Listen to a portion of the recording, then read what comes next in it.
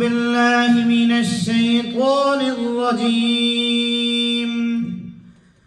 بسم الله الرحمن الرحيم.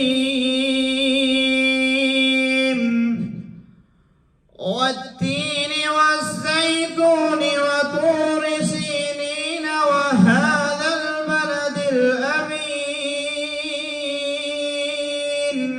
لقد خلقنا الإنسان في أحسن تقويم ثم رددناه أسفل سافلين إلا الذين آمنوا وعملوا الصالحات فلهم أجر غير ممنون. فما يكذبك بعد بالدين؟ أليس الله